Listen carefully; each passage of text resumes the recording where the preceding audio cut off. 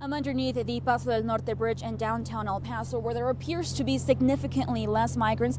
Now, when we showed you earlier in the week, for one, the migrants are actually able to walk through this federal property, which is underneath the Paso del Norte Bridge. We also saw some people lay on the ground and cover themselves up with thermal blankets. Today, Congresswoman Veronica Escobar says legislative and federal action are both needed. In Sheta, the FBI believes that the suspects were driving eastbound on the U.S. border highway, which is right behind me. The FBI says that once that suspect or suspects reach the X monument, which is in Ciudad Juarez, they shot at a Border Patrol agent. The U.S. Border Patrol just finished their third crowd control exercise, and one of the symbols that you'll be able to see that it's over is this red dye that they threw earlier.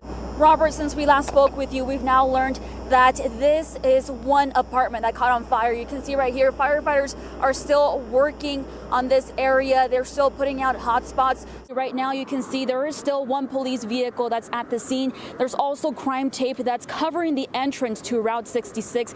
And you might be able to see deeper into the garage area. Police are still investigating.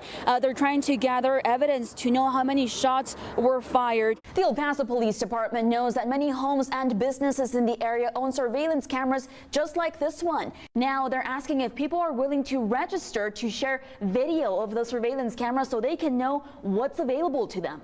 Those 8 El Paso police officers just started their shift at 9 o'clock this evening. What they're trying to do is they're trying to avoid another one of these monuments from having to pop up in the Cincinnati Entertainment District. This monument belongs to Amanda Ferguson Wyan. She was killed here on Thanksgiving morning. Tonight, this is what Club Cabaret looks like. It's very dark. You can also see the open sign is off. It's going to remain like that for quite a while. And there's also a notice that says the cabaret is temporarily closed by court order.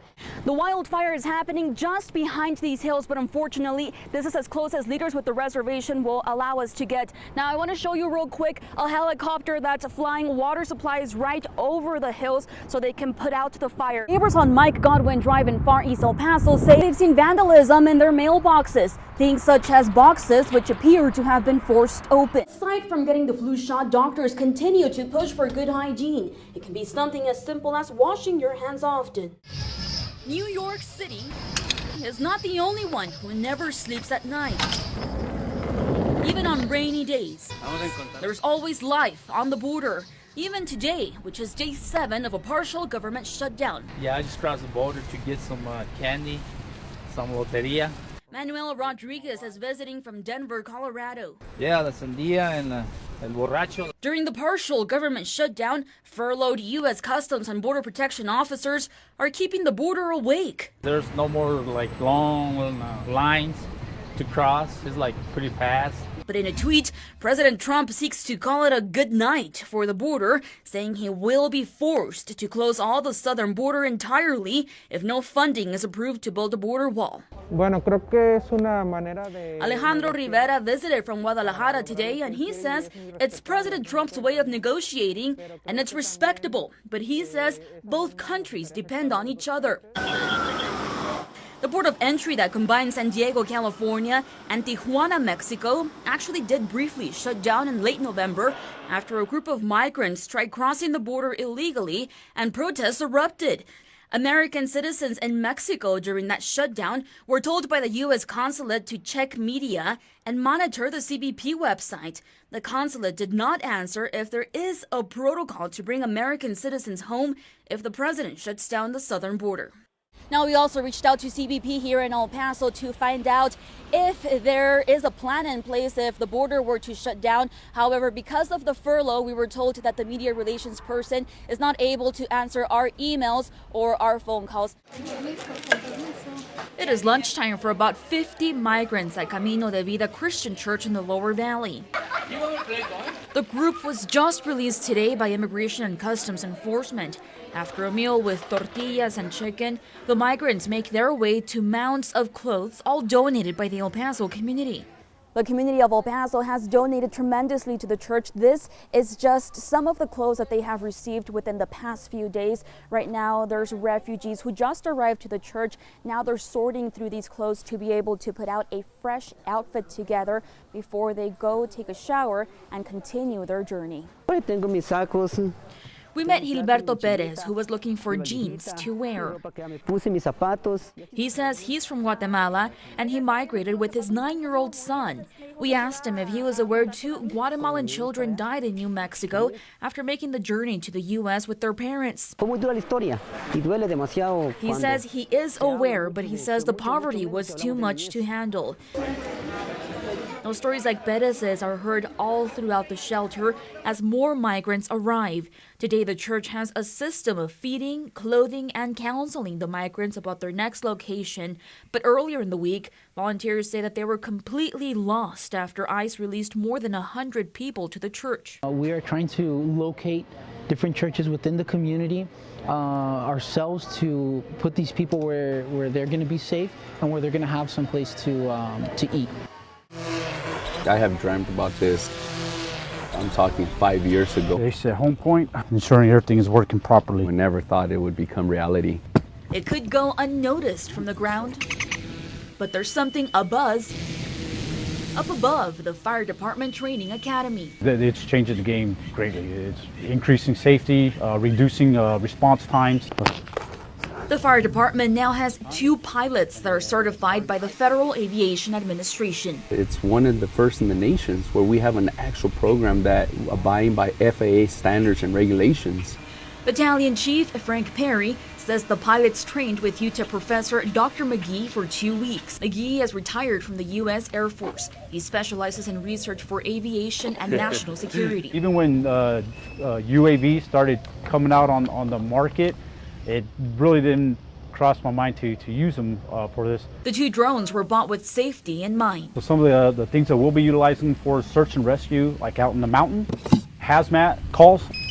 We could also use it for water rescues. Representative Henry Rivera, who proposed buying the technology, said the sky cams cost about $32,000. And the citizens of El Paso should know that this is their taxpayer dollars being put in a great way, you know. Adriana, Candelaria. This is a game changer. Key Fox 14 News at 9. El Paso is home to dozens of murals that depict the culture of the border. In tonight's special assignment, what some of those murals mean and how they're funded.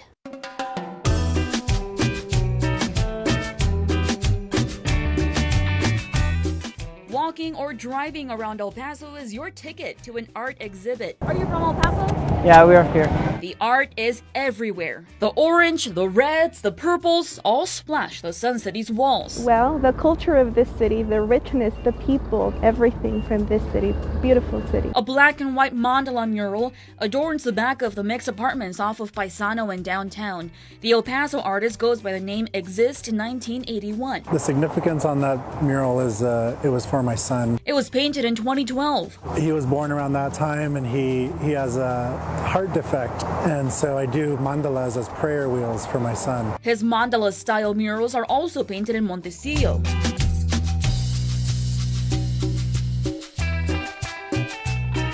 The golden hue of sunrise complements the Virgen de Guadalupe mural in Isleta near Zaragoza and Alameda. People devotedly bring her flowers. To me, murals communicate information. And under the Spaghetti Bowl in Lincoln Park, the murals are encyclopedias to historical movements. That's how artist Gabriel Gaitan sees it. What I wanted to do with this latest mural that I did in 2018 was to showcase the art of the Huichol nation from Mexico. TxDOT announced last summer the first row of murals with MLK and John F. Kennedy will be taken down to build I-10 Connect.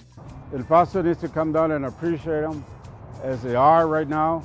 The City of El Paso Museum and Cultural Affairs uses taxpayer money to fund some of these murals. MCAT's assistant director says a mural can cost anywhere between a few $100s to $30,000. Really, it's about giving a soul to El Paso. And to the soles of our feet, like the pedestrian pathway next to Southwest University Park. The pathway features a piece by 2 artists called Los Dos. Los Dos is a local artist collective made up by a husband and wife. She is actually from Ciudad Juarez. He is from El Paso. Los Dos also painted the sister city's mural on Father Rom and El Paso Street.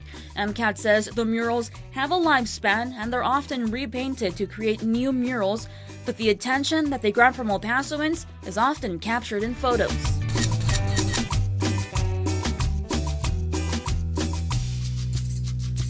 MCAT says on February 28th, it will have an open house to talk about artists getting more funding to create their murals in El Paso.